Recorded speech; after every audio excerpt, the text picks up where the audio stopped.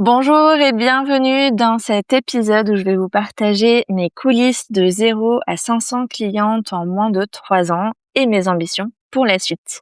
Alors le dernier épisode de coulisses date de janvier dernier et je sais qu'il vous a beaucoup plu. En tout cas, vous êtes plusieurs à m'avoir contacté à ce sujet. Donc j'ai décidé de réitérer l'expérience et me voici donc de nouveau dans vos oreilles pour vous partager mes coulisses. D'autant que j'ai une étape importante à vous partager et à célébrer avec vous. Grossesse d'entrepreneuse vient de passer le cap symbolique des 500 clientes, 512 exactement au moment où j'enregistre cet épisode. Alors ce que je vous propose, c'est de décortiquer ensemble ce qui se cache derrière ce chiffre. Je veux aussi vous partager mes ambitions pour la suite en espérant que ce petit aperçu finalement de ma stratégie entrepreneuriale vous donne des idées ou des envies, je ne sais pas, pour votre propre activité.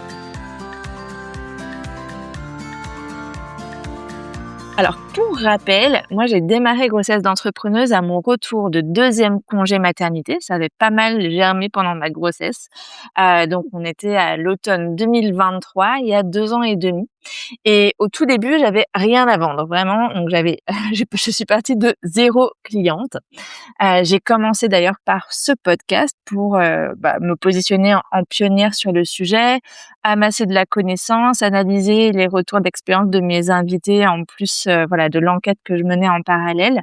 Et puis aussi pour préparer mon audience au lancement de ma solution parce que même si j'ai démarré avec 0 cliente, je conservais quand même l'audience de mon ancienne activité que j'ai fait pendant 9 ans où j'accompagnais déjà des femmes entrepreneuses. Alors c'était une autre niche et un autre modèle économique. J'avais beaucoup moins de volume en fait que ce qui est nécessaire pour grossesse d'entrepreneuse. Mais voilà, je partais pas tout à fait de 0 côté audience. En janvier 2024, j'ai lancé un appel à bêta-testeuses. J'espérais 10 volontaires. Finalement, il y a eu 15 inscrites. Donc, c'était génial parce qu'en fait, avant ce bêta-test, j'avais aucune preuve que mon concept pourrait marcher. D'ailleurs, cette idée de me nicher sur un sujet aussi spécifique était pas forcément évidente. On m'avait même déconseillé cette niche en me disant s'il n'existe rien et aucun concurrent, c'est peut-être parce qu'il n'y a pas de marché. Je connaissais aussi un programme un peu similaire qui avait avorté faute d'inscrites l'année précédente. Bref, c'était pas gagné, mais bon, comme je suis un petit peu têtue, un peu bornée, et surtout que vraiment la cause me touche, me parle tant que j'étais persuadée qu'il y avait quelque chose à faire pour solutionner en fait cette période si exigeante et si périlleuse quand on est entrepreneuse, que je me suis quand même lancée et voilà, je pense que j'ai plutôt eu raison. Et ça d'ailleurs, ça peut être un premier conseil. C'est un peu bateau de dire écoutez votre intuition, mais franchement, c'est vrai quand on croit à son projet, qu'on a envie de faire bouger les choses, d'avoir un impact, je pense que ça vaut le coup d'y aller, de se donner les moyens en tout cas d'y arriver. Même si tout le monde ne pense pas que ça va forcément marcher. Dans mon cas, j'avais investi dans un coaching pendant ma grossesse pour affirmer en fait mon repositionnement. J'ai aussi suivi une formation auprès d'une coach américaine de renom pour monter un accompagnement en ligne parce que moi avant j'avais un business économique différent. En fait, je faisais des consultations en individuel. Donc j'avais besoin en fait de poser des bases saines et puis surtout d'apprendre à accompagner sans interagir, ce qui est pas forcément évident. Et puis j'ai aussi embauché une monteuse pour le podcast de façon à pas m'embourber dans l'opérationnel et tout ça avant de générer le moindre euro. Donc c'est en ça aussi que je disais tout à l'heure, se donner les moyens d'y arriver, c'est-à-dire que j'avais pas de preuve que ça allait marcher, mais j'ai en tout cas fait en sorte, j'ai fait all in, j'ai mis carte sur table pour faire en sorte que ça marche. Je reprends le fil. Donc, comme je disais, le bêta-test est plutôt un succès. En plus des 15 inscrites, la plupart des clientes finissent le programme très satisfaites. Elles passent à ce qu'elles disent de l'appréhension, du flou, de l'angoisse, même pour certaines, à la confiance. C'est vraiment le mot d'ailleurs qui revient le plus dans leur témoignage, la sérénité. Donc pour moi, c'est vraiment mission accomplie. Et en juin 2024, Donc après 4-5 mois de co-création du programme, la préparation business à la grossesse avec mes bêta-testeuses, je lance officiellement l'accompagnement. Le tarif double par rapport au bêta-test et cette fois-ci, il y a 20 clientes qui s'inscrivent. Donc, depuis le début de l'année, ça fait 35. J'aurais aimé un peu plus. Je crois que je m'étais fixé 50, quelque chose comme ça comme objectif idéal. Bon, c'était un peu mon minimum syndical. Je crois que le minimum c'était 15, puis l'idéal c'était 50. Donc voilà, j'étais plus près du minimum qu'autre chose. Mais bon, franchement, c'est déjà pas mal. Ça valide aussi que le concept parle, que des clientes payent plus de 500 €. Donc vraiment, ça valide mon idée. Et je passe du printemps à l'été. Pour celles qui connaissent la métaphore des saisons en stratégie entrepreneuriale, c'est une métaphore que j'ai inventée, mais que je décris en détail dans mes différents accompagnements et puis dans le guide de l'entrepreneur durable, le livre que j'ai écrit, qui a été publié aux éditions Duno. Et donc, je passe à la saison été. L'été, c'est la saison du rayonnement. Donc, c'est le marketing, la visibilité. En fait, une fois que l'offre est validée par les premières clientes au printemps, l'objectif, c'est d'avoir suffisamment de clientes pour en vivre en été. Et donc, côté visibilité, là, je réinvestis une grande partie du chiffre d'affaires que j'ai généré lors du premier lancement dans les services d'une agence relations presse pour m'appuyer en fait sur les médias pour devenir une référence. Ça a été un gros investissement et ça finira par payer 6 mois plus tard, je vous en reparlerai. Et puis côté vente, je me fixe une contrainte supplémentaire. Donc je veux convertir un max de clientes, mais sans faire de lancement. Je sais que c'est une stratégie efficace, mais en fait, elle est épuisante à mes yeux. Pour rappel, j'ai 2 enfants en bas âge. À cette époque-là, j'allaite jour et nuit mon bébé qui a tout juste 1 an et je me sens pas, en fait, de m'appuyer sur cette stratégie des lancements, une stratégie classique dans le modèle économique que j'ai choisi, mais qui, voilà, moi, me correspond pas au stade de vie où j'en suis. Et très sincèrement, j'ai vraiment tâtonné pour trouver ce qui allait, ou ce qui pourrait, fonctionner. J'ai fait quelques essais qui ont fait de gros flops, des trucs qui marchouillaient moyen bof. Dans les 4 mois qui suivent mon lancement du mois de juin, j'accueille à peine 15 clientes.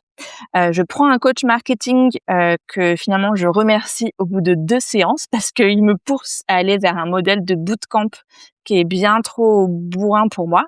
Je veux vraiment pas faire 2 à 3 gros lancements par an. Encore une fois, c'est incompatible avec mon énergie du moment, mais aussi parce qu'en fait, moi, j'ai envie d'avoir un impact en continu. Je veux vraiment craquer le code, faire en sorte que une entrepreneuse en projet bébé ou enceinte qui découvre grossesse d'entrepreneuse, elle ait envie de rejoindre mon accompagnement même s'il est pas en lancement, en fait, parce que il y a ce timing si particulier de la grossesse qui fait que je veux qu'on puisse rejoindre mon programme et avoir les clés nécessaires pour prendre sa décision à n'importe quel moment de l'année. Donc ça me paraît vraiment important de craquer le code, comme je disais. Mais comme vous savez sans doute, c'est pas évident de convertir en ligne sans rencontrer des gens.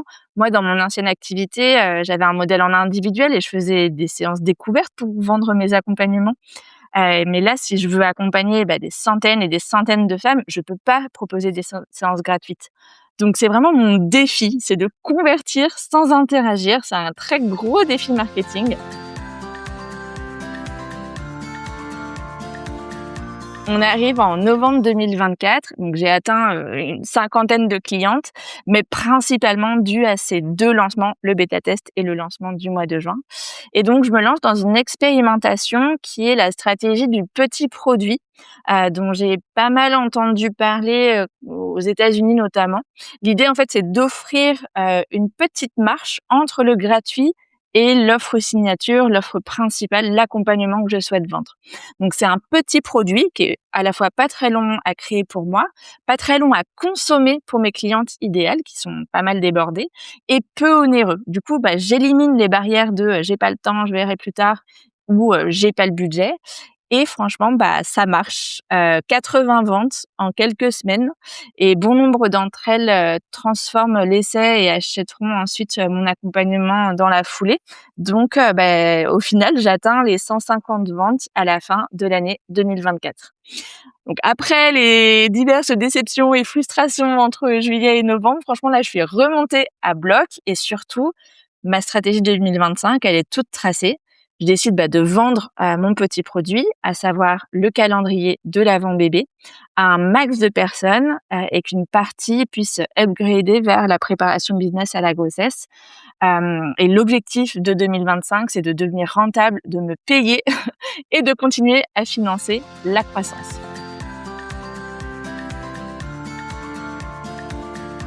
D'ailleurs, si cette stratégie vous interpelle, je vous conseille l'écoute de l'épisode bonus qu'on a enregistré avec Mylan Fort, qui accompagne justement sur la création de petites offres. Le lien est en description de cet épisode.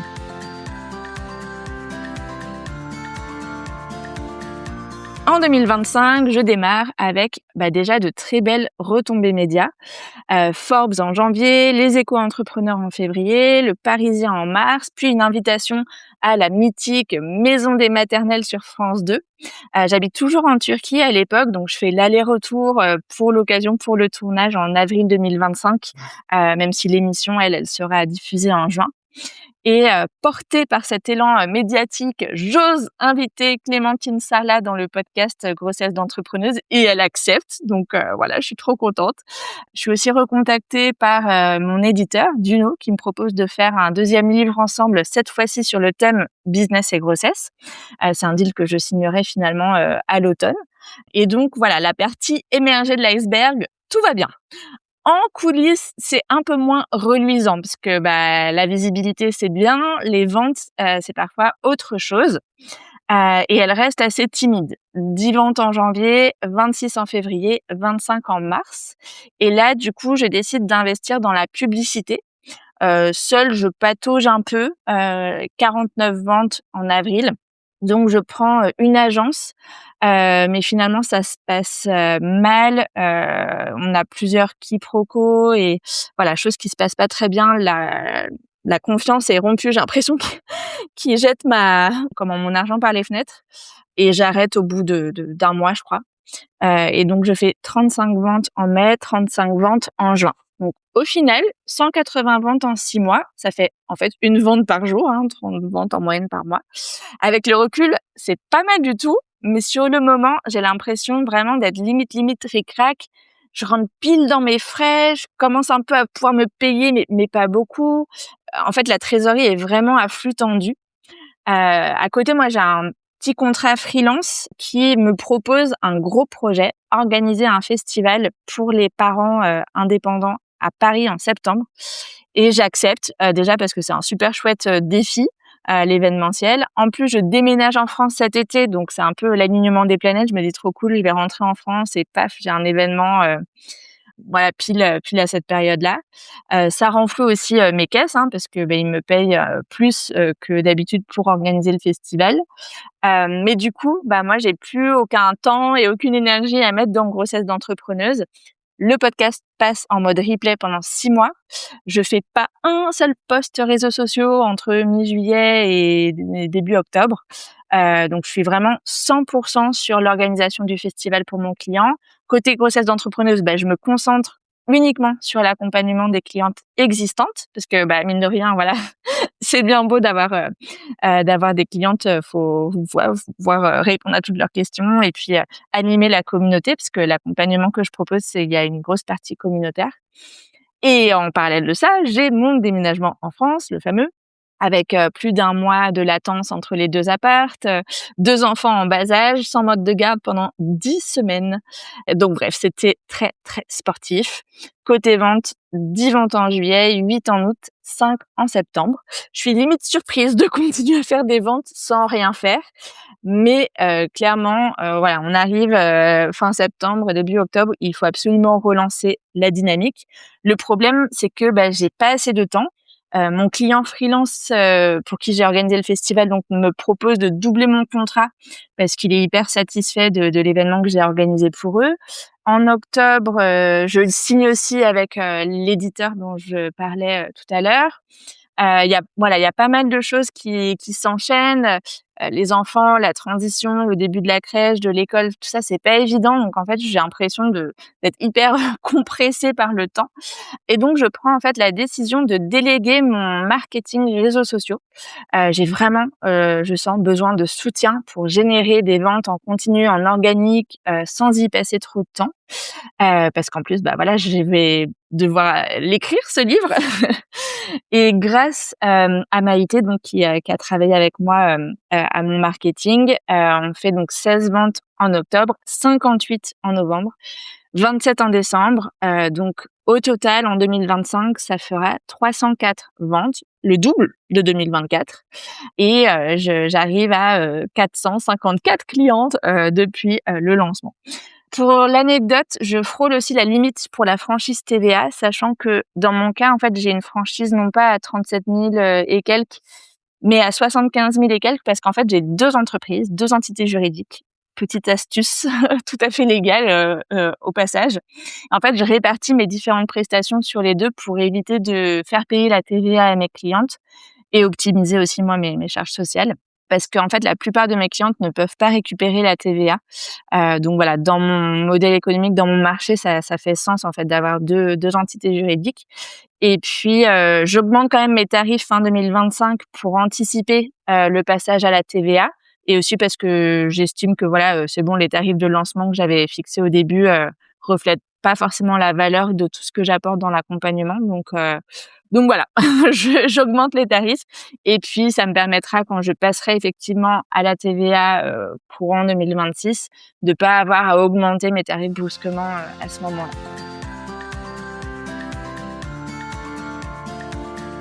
Donc je finis l'année 2025 quand même contente, un peu sur les rotules, mais principalement à cause de mon déménagement en France qui a été un sacré challenge.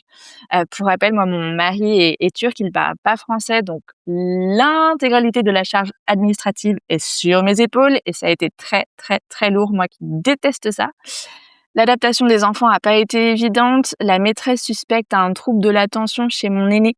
Et d'ailleurs, en m'y intéressant de près, je lis un peu plus sur la présentation chez les femmes et je m'y reconnais bien.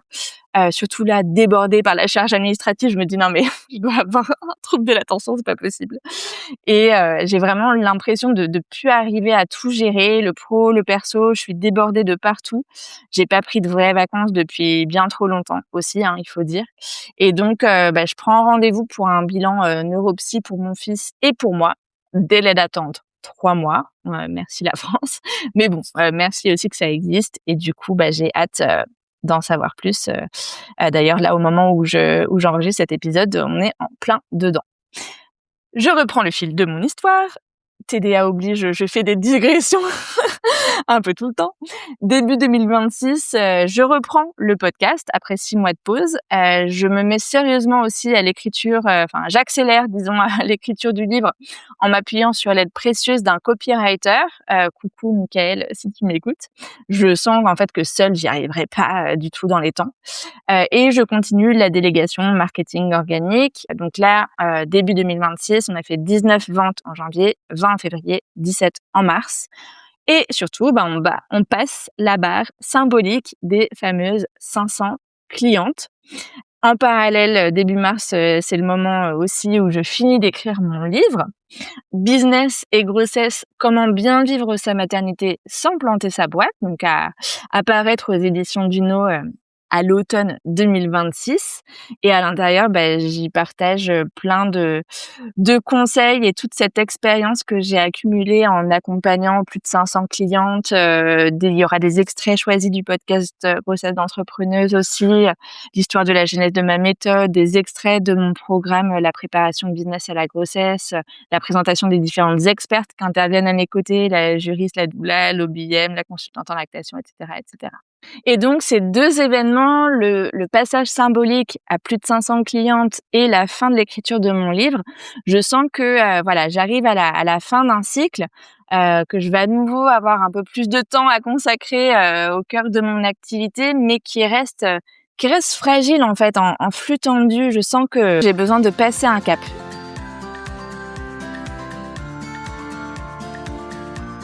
Et du coup, là, courant mars, j'ai pris 2 décisions radicales. La première, c'est que j'ai annoncé à mon client freelance que j'allais arrêter. Oui, la mission est sympa et puis ça me fait gagner des sous, de manière, voilà, régulière, sécurisée, mais en fait, ça me prend trop de temps, et surtout, ça me prend beaucoup de charge mentale et là, je sens que j'ai vraiment besoin de me concentrer sur la croissance de grossesse d'entrepreneuse, d'autant que, je redéménage cet été. Je reste au même endroit en France, hein, mais je deviens propriétaire, et cette fois-ci, je ne refais pas de déménagement avec les enfants en travaillant. C'est mort, je me prends, 5 semaines de vacances et j'ai la sortie du livre à préparer, pour l'automne et pour lequel j'ai vraiment envie de m'investir. Donc je pourrais pas tout faire et donc voilà, j'ai préféré arrêter. C'était pas évident de dire non, hein, surtout quand ça se passe bien, qu'on aime bien les gens, que voilà, sur le papier, ça colle, mais dans la réalité, ça colle plus. Et la deuxième décision, c'est que j'ai trouvé une partenaire, pour, les ads, en fait, pour refaire du marketing payant. Parce qu'en fait, à travers tout ce que j'ai expérimenté, même si j'ai eu des déboires avec la première agence avec qui j'ai collaboré, c'est quand même ce qui a le mieux marché pour mon modèle économique. Là, je suis un peu arrivée, au bout de ce que peut faire l'organique tout seul et je sais que c'est ça, en fait, qui va me permettre de passer à l'échelle. Je l'ai expérimenté, et maintenant il faut, voilà, pouvoir le faire de manière régulière, donc avec l'appui d'une partenaire. Et voilà, aujourd'hui, en fait, je vis de mon activité, j'arrive à financer les quelques contrats freelance de ci, de là, les outils techniques dont j'ai besoin aussi, pour, voilà, avoir une expérience client, chouette. Mais j'ai besoin de plus de moyens pour exploiter, le plein potentiel de mon activité.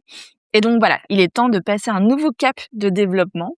Donc dans ma matrice, moi, c'est l'automne entrepreneurial, à savoir, la saison où on solidifie l'activité maintenant qu'on arrive à en vivre, on démultiplie son impact sans travailler plus. Et pour ça, le maître mot, c'est bien s'entourer. Clairement, mon ambition, moi, c'est de passer à 20-30 clients par mois à 100 clients par mois, donc 1000 par an. Et surtout, je veux pouvoir sensibiliser des dizaines de milliers de femmes au congé maternité des entrepreneuses, et même 10 000 chaque année, 50 000 d'ici 5 ans. 50 000 personnes, c'est vraiment ce qui permet de faire un shift sociétal et de changer les mindsets. Le but, c'est pas qu'elles deviennent toutes mes clientes, hein, mais je veux vraiment porter ce message que prendre un vrai congé maternité quand on est à son compte, c'est possible, c'est souhaitable et je veux que ça devienne une évidence, en fait, la nouvelle norme. Donc, c'est vraiment ça mon ambition pour les prochaines années. Et pour ça, je vais m'appuyer sur la sortie de mon livre à l'automne prochain, mais aussi et surtout, je vais donner des conférences pour porter mon message et sensibiliser un max d'entrepreneuses à travers bien des partenariats stratégiques. En fait, je l'ai déjà fait à plusieurs reprises pour Glow Up à Toulouse, pour Femmes de Bretagne, pour, avec la coach Marjorie Lombard, pour la formation en ligne l'Artisan Academy, pour le salon virtuel de la parentalité Label et Kids. Et dans les prochains mois, je vais intervenir à la Patronnerie, pour celles qui connaissent à Paris, auprès de Margou, l'association de prestataires de mariage éco-responsables. Et le 1er juin prochain, je serai à Tours pour le Festival Touraine Women. D'ailleurs, j'en profite pour passer un appel du pied. Si vous connaissez ou si vous faites partie de collectifs ou d'une association qui peut réunir un public de plusieurs dizaines ou une petite centaine de femmes entrepreneuses auprès de qui je pourrais intervenir pour démystifier le congé maternité gratuitement, hein, n'hésitez pas à me faire signe. Ça va vraiment être mon focus dans les prochains mois, dans les prochaines années. Et voilà, on arrive à la fin de cet épisode coulisses de 0 à 500 clientes, les challenges que j'ai traversés, les perspectives et mon ambition pour la suite de grossesse d'entrepreneuse. Voilà, vous savez tout. Eh bien, je vous souhaite une belle journée. Merci de m'avoir écouté jusqu'ici et à la semaine prochaine pour notre prochain épisode de grossesse d'entrepreneuse.